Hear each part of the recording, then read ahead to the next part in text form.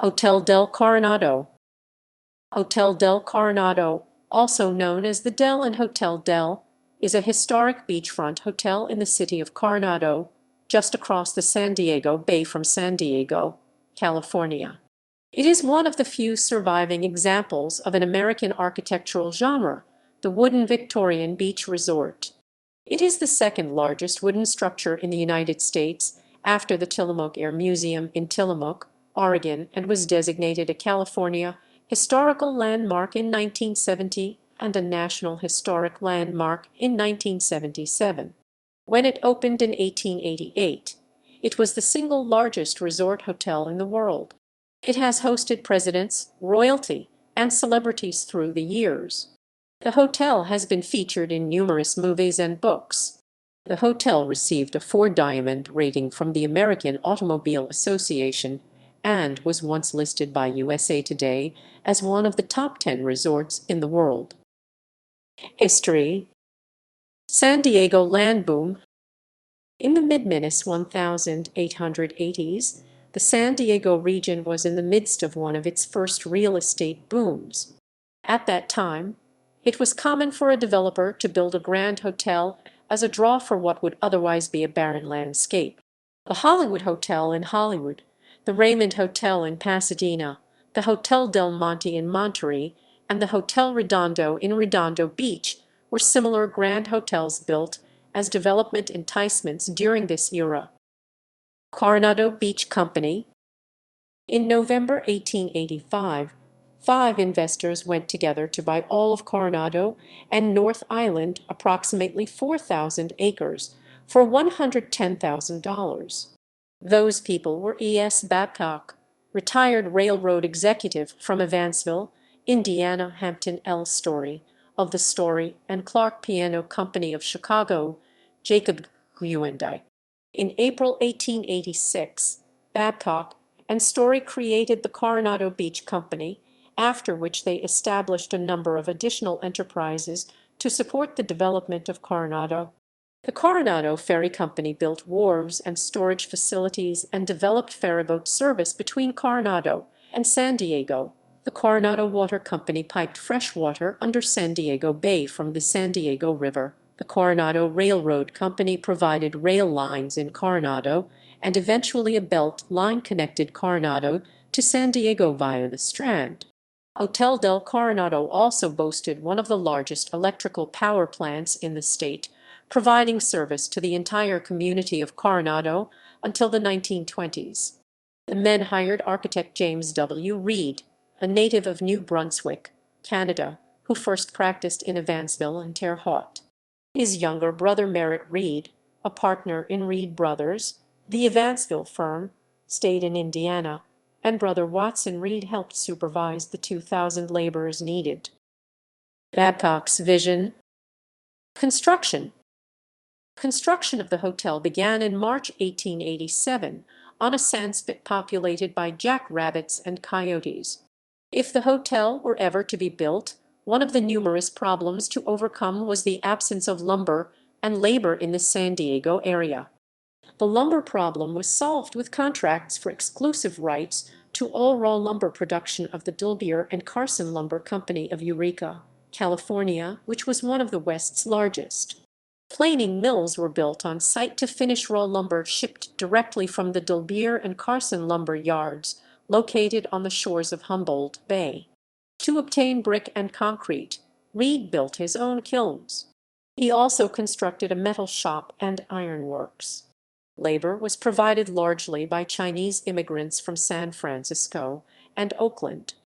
The crown room was Reed's masterpiece. Its wooden ceiling was installed with pegs and glue. Not a single nail was used. Landscaping for the hotel was completed by Kate Sessions. Planning for fire hazards. Reed's plans were being revised and added to constantly. To deal with fire hazards, a freshwater pipeline was run under San Diego Bay. Water tanks and gravity flow sprinklers were installed.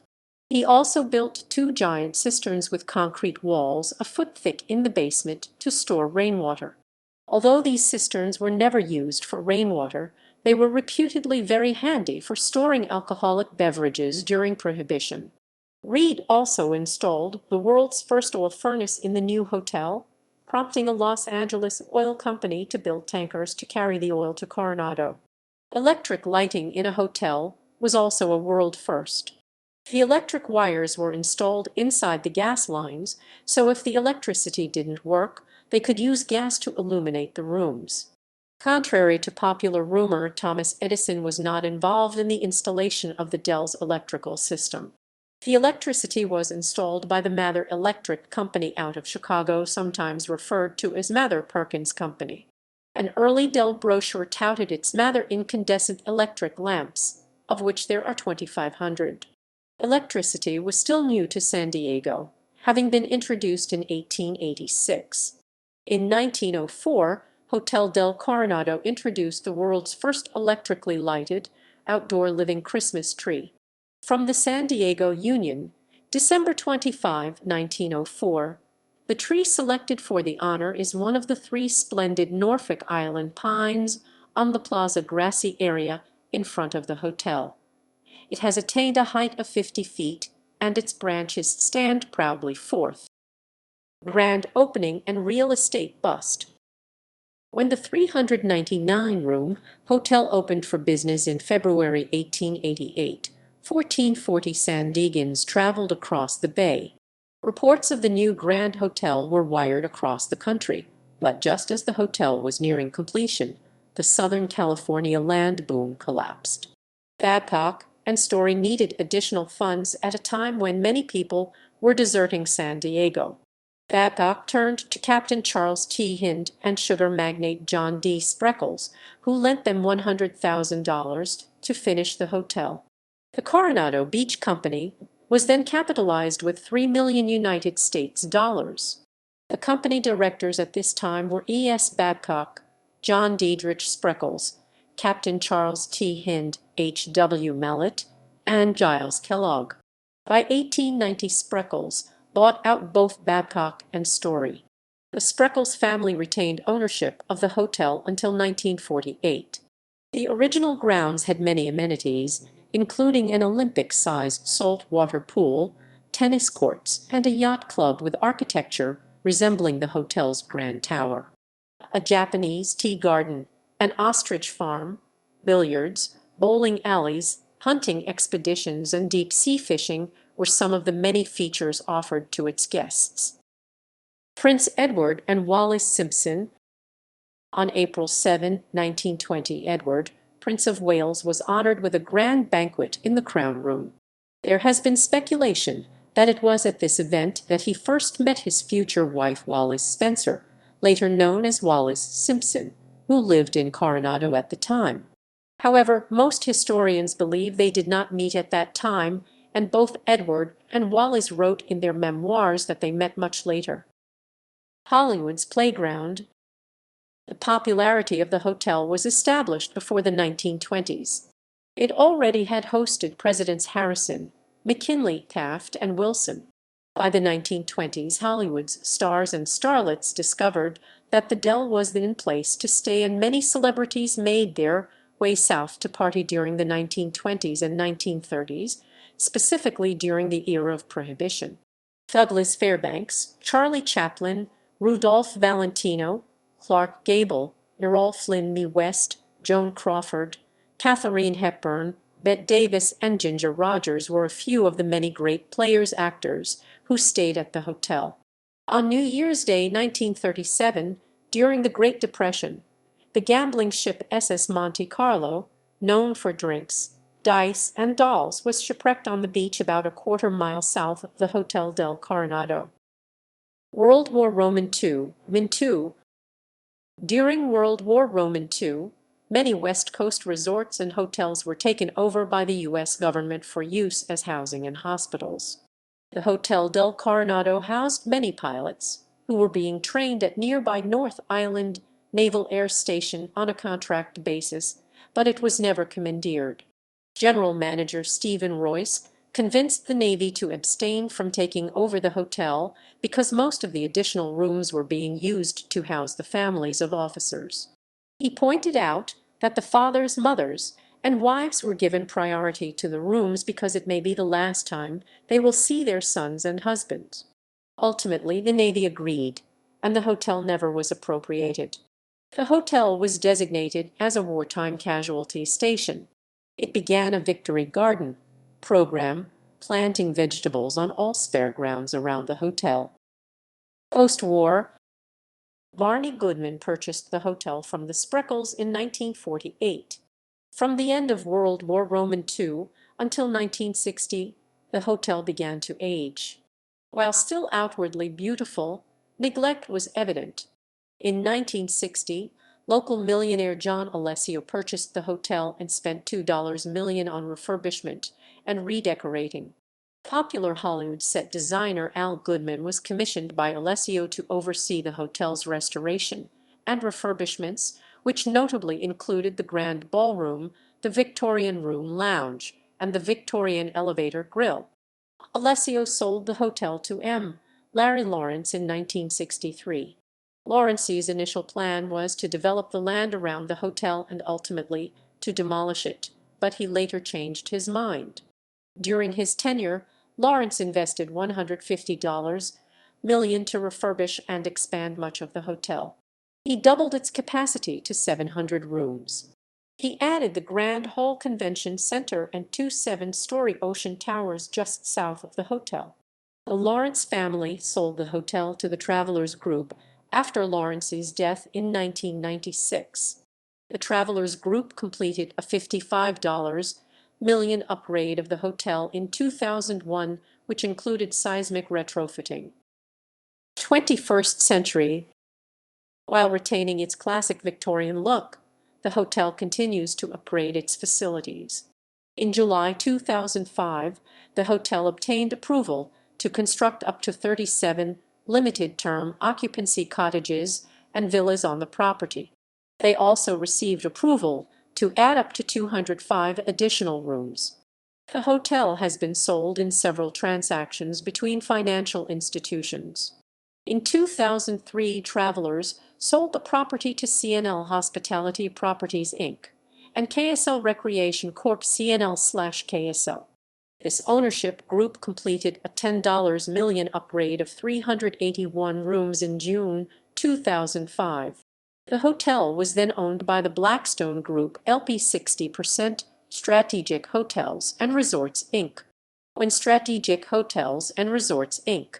bought its stake in 2006, the hotel was valued at $745 million. As of 2011, the hotel was valued at roughly $590 million.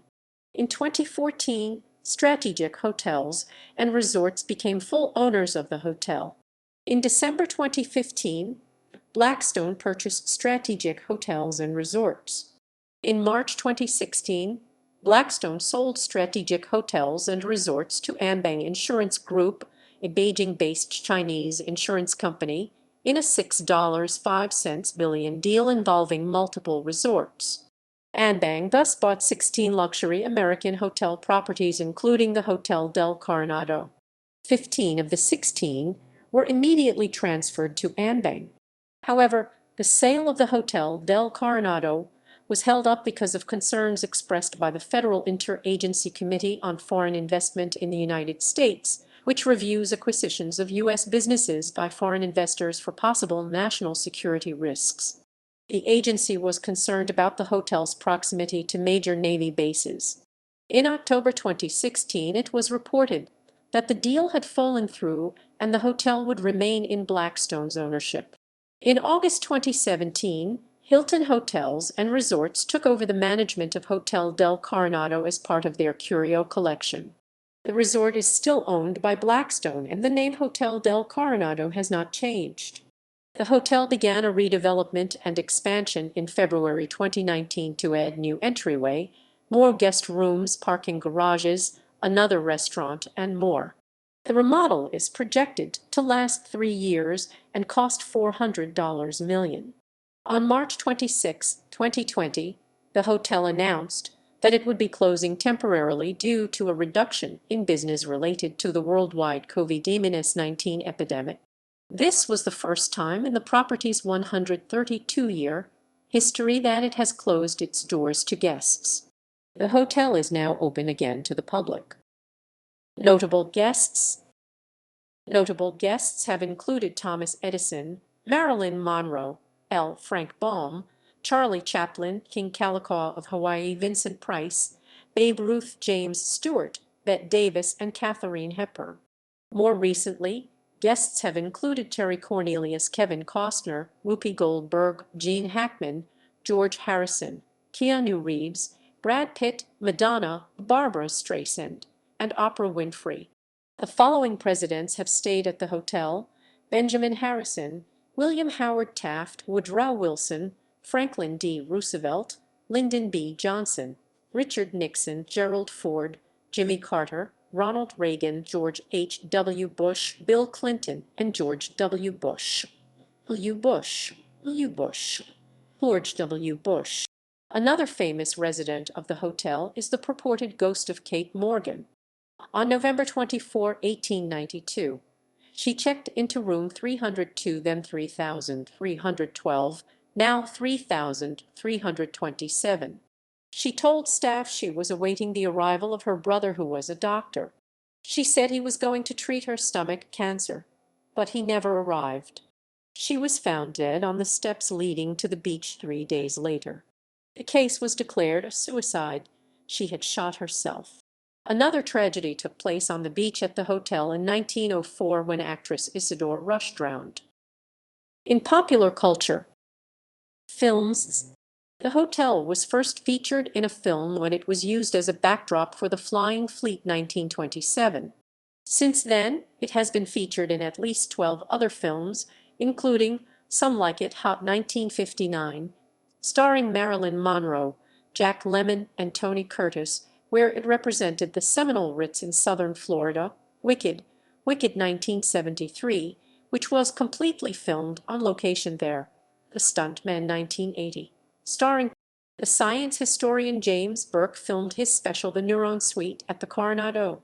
The Hotel del Coronado was the primary location for the filming of the fantasy comedy feature film Daydream Hotel, which had its world premiere at the first annual Coronado Island Film Festival in January 2016. Literature. In Morin of the Lady Letty, a story of adventure off the California coast 1898 by Frank Norris, a Shanghai San Francisco dandy wins in a showdown against a Chinese triad gang on the shore of the Baja California Peninsula, teaching them the lesson, don't try to fight with white people. Triumphant from the final showdown, the protagonist sails to San Diego and makes a dramatic appearance at a society soiree in the hotel's incomparable round ballroom. L. Frank Baum, author of The Wonderful Wizard of Oz, did much of his writing at the hotel, and is said to have based his design for the Emerald City on it. However, other sources say the Emerald City was inspired by the White City of the Chicago World's Fair of 1893. Ambrose Bierce used the hotel as the setting for his short story, An Heiress from Red Horse. It also was the setting for Richard Matheson's novel Bid Time Return 1975, however, for the movie version, Somewhere in Time 1980, the story setting and filming were moved to the Grand Hotel Mackinac Island on Mackinac Island, Michigan. The initial inspiration for Stephen King's short story 1408 came from a collection of real-life news stories about parapsychologist Christopher Chackin's investigation of a notoriously haunted room at the hotel. Lauren Morgan Richards, children's author, has frequented the hotel and written and illustrated works while staying in the turret room. The cover of his book Dark Lettered Days shows the image of the Dell. Music. Hotel del Coronado is the setting of the Dashboard Confessional song Stolen. Stage productions. Each December since 1994, Lamb's Players Theatre and the hotel have presented An American Christmas, a 3-hour feast and celebration set 100 years earlier in the hotel's ballroom. Television. The hotel stood in for the fictional Mansfield House during host segments of the NBC anthology series Ghost Story in 1972. The storylines of Baywatch Season 4, episodes 14 and 15, called Coronado del Sol Parts 1 and 2, evolve in and around the hotel. The grounds and some interior areas were used in 3 episodes of Antiques Roadshow broadcast as S23E7, S23E8, and S23E9 in February and April of 2019. Postage Stamp. The hotel is featured on a U.S. postage stamp honoring director Billy Wilder, with images of Marilyn Monroe and the hotel from Some Like It Hot. Gallery.